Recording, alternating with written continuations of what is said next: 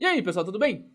Hoje houve a coletiva do delegado Cícero Túlio entregando como tudo estava emaranhado na rede de tráfico de cetamina em Manaus, que culminou na Operação Mandrágora, logo após a morte da ex-sinhazinha do garantido, Dídia Cardoso.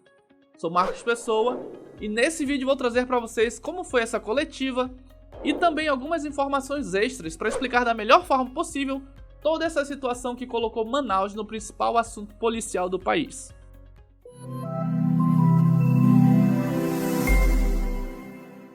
E antes de eu trazer para vocês sobre essas informações da coletiva, vou pedindo que você deixe o like no vídeo, participe com a gente comentando o que você acha disso tudo e se inscreva em nosso canal. Aqui em nosso canal a gente traz um conteúdo aprofundado e com credibilidade que você não vai encontrar em nenhum lugar por aí. Quero agradecer aqui imensamente a companhia de vocês ao longo desses intensos 10 dias e agradecer também por todos os comentários. Dito isto, agradeço a todos os inscritos. E se você já é inscrito em nosso canal, o nosso muito obrigado. Pois bem, na tarde desta segunda-feira, o delegado Cícero Túlio, delegado titular do 1º DIP, prestou esclarecimentos à imprensa sobre a Operação Mandrágora, operação policial que investigava uma seita em Manaus e o uso indiscriminado da cetamina de forma recreativa. A operação foi desencadeada logo após a morte da ex-sinhazinha Dídia Cardoso e já havia uma investigação de mais ou menos 40 dias no momento em que ela aconteceu. Ao longo desses 10 dias, estivemos aqui em nosso canal acompanhando de perto este caso e trazendo o máximo de informações para vocês. Existiram vários criadores de conteúdos que juntavam duas coisas e inventavam uma terceira, fazendo com que o caso, que já era muito bizarro, se transformasse em algo ainda mais cavernoso. Como o intuito desse vídeo não é falar dos coleguinhas e sim do desfecho, vou guardar para uma outra ocasião, e isso, claro, se vocês quiserem. Bom, nos últimos dias foram mais 5 pessoas presas, chegando ao total de 10 pessoas presas envolvidas diretamente na morte da Dídia Cardoso e até mesmo no pós-morte dela. Algumas pessoas apareceram e pareciam não ter muita culpa, e hoje foi posto motivos por que essas pessoas todas foram presas. O delegado Cícero Túlio começou falando sobre as prisões de Bruno Roberto e Atos Silveira. Ele disse que o Bruno e o Atos foram presos por inconsistência dos depoimentos deles, de acordo com o delegado, eles tiveram algumas omissões e algumas informações falsas, principalmente quando ele confrontou com o celular da Cleusimar. Confira o que o delegado falou sobre isso. Conseguimos prender aí 5 pessoas envolvidas nesse esquema criminoso. Entendemos salutar aí representar pela prisão tanto do Bruno quanto do Atos, haja vista inconsistências que foram identificadas no depoimento deles, quando a gente realizou o confronto com os dados que foram colhidos nos aparelhos telefônicos que já haviam sido apreendidos durante a primeira fase da Operação Mandrágora, né? Então a gente identificou algumas omissões que eles fizeram, algumas informações inverídicas que nos prestaram, haja vista, como eu disse, o conteúdo existente no telefone, principalmente da Cleusimar.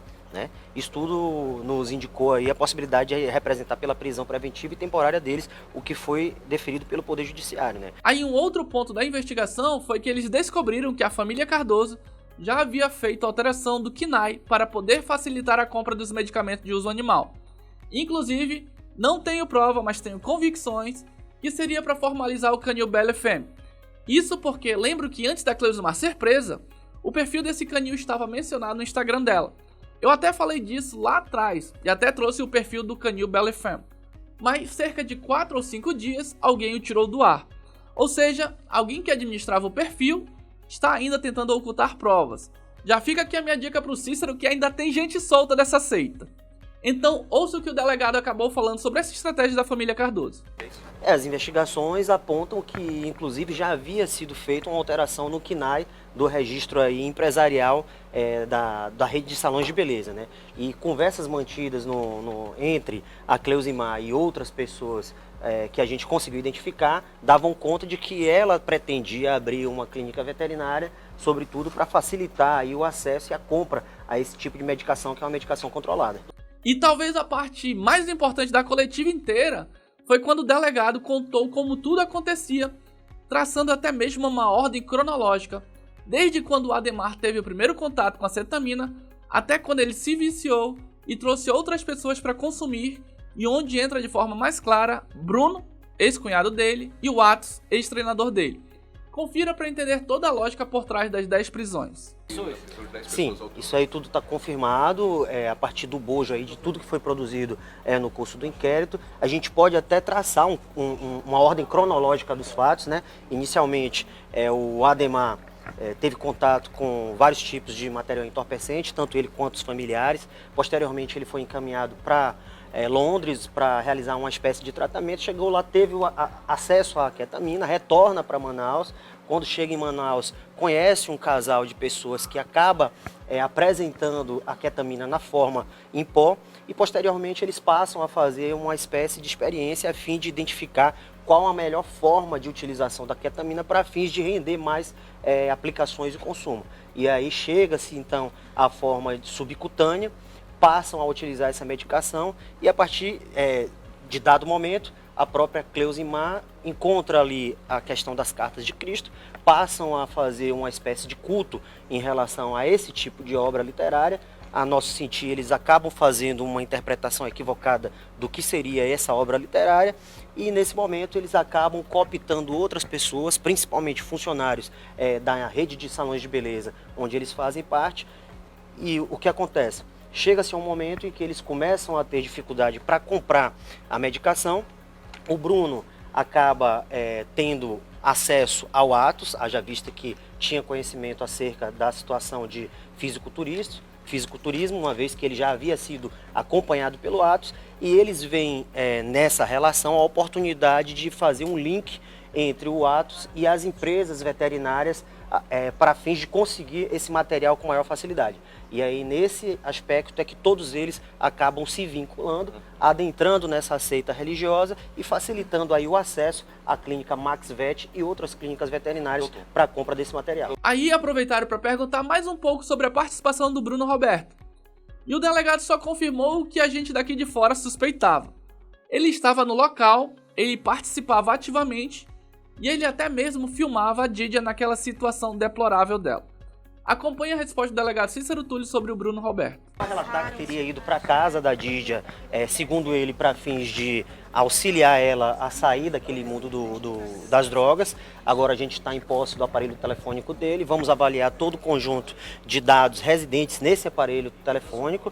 A gente já pode adiantar que uma análise preliminar já é suficiente para apontar a participação dele justamente na facilitação da compra desse tipo de material e, inclusive, alguns vídeos que comprovam ele assistindo ela naquela situação deplorável. Isso tudo faz parte do inquérito policial. Agora nós vamos aguardar o relatório de quebra de sigilo de dados telemáticos para subsidiar ainda mais o nosso inquérito policial. E uma das coisas novas que o delegado apontou foi que o próprio Potenai junto com a ketamina seria utilizado para causar alucinações e transcender. Então vê aí o que ele falou sobre isso. Tanto a ketamina quanto também o Potenai, que era também utilizado por parte dessas pessoas para fins de se alcançar aí visões, alucinações e possuir efeitos psicotrópicos. Aí uma outra pergunta foi sobre a participação do Ministério da Agricultura e Pecuária, que havia participado da operação, e foi descoberto que a clínica comprou 11 mil frascos de cetamina e potenais em um espaço curto de tempo. E aí pediram para o delegado Cícero Túlio comentar sobre isso. Aí ele falou dessa participação dos órgãos do governo federal. O Ministério da Agricultura e Pecuária tem dado um apoio essencial para que a gente possa dar andamento nas nossas investigações, sobretudo a partir da confecção de relatórios que apontam, inclusive, o compro excessivo desse tipo de material, tanto ketamina quanto também o Potenai, que era utilizado aí nos rituais realizados por essa seita. E isso tudo nos causa estranheza e existe uma incompatibilidade em relação ao porte da empresa do Max, relacionada ao quantitativo de compras que foram realizadas. Isso tudo também faz parte do inquérito e já foi relatado pelo Ministério da Agricultura e Pecuária para fim de subsidiar nosso inquérito. E aí perguntaram sobre a Claudiele, que teve a prisão preventiva dela convertida em prisão domiciliar, para que ela pudesse ficar em casa com o filho pequeno dela, de quase 2 anos, que, segundo o que havia sido dito, ela o amamentava. Porém, pelo que eu entendi, o filho dela nem mora com ela, mora com o pai. E aí o delegado vai sinalizar isso para ver se ela volta a cumprir a pena dela na cadeia. Que estranho, né? Mas eu entendi isso. Confere aí, se você entendeu de outra forma, coloca aí nos comentários também. do pai da criança, uma vez que ela havia sido presa, e alguém tinha sinalizado que ela iria entrar com uma ação de busca e apreensão em relação a esse menor, né? A gente agora vai aguardar os próximos passos da investigação, vamos tentar sinalizar essa situação justamente para o juiz da Vara de Central de Inquéritos, haja vista que o que motivou a saída dela do cárcere seria justamente o fato dela ter essa criança que, ao que parece, encontra-se aos cuidados do pai. E aí falaram sobre as advogadas da defesa da família Cardoso terem dito que não existia seita. Mas aí o delegado Cícero Túlio disse que, se formos analisar pela terminologia... Cara, será que ele assistiu o nosso vídeo aqui do canal? Porque foi exatamente a mesma linha de raciocínio que eu tinha feito. Inclusive o card desse vídeo está aparecendo aqui em cima, que é saiba tudo sobre a seita Pai, Mãe, Vida. Confira o que o delega diz. Elas vão alegar, vão traçar as estratégias de defesa de cada um, né? O que acontece é que, se a gente for fazer uma análise sobre a terminologia da palavra seita, a gente vai ver que efetivamente existia uma seita, né? A reunião de um grupo de pessoas para fins de estudos filosóficos e religiosos e a propagação desse tipo de conhecimento. Isso aí existia. O fato é que houve uma desvirtuação desse tipo de grupo para fins de cooptar pessoas para o uso dos materiais entorpecentes. E por fim, questionaram se ainda tinha mais pessoas a serem presas. Ele disse que no momento não, mas de repente, se aparecer mais alguém envolvido, para ele mandar prender 2 palitos.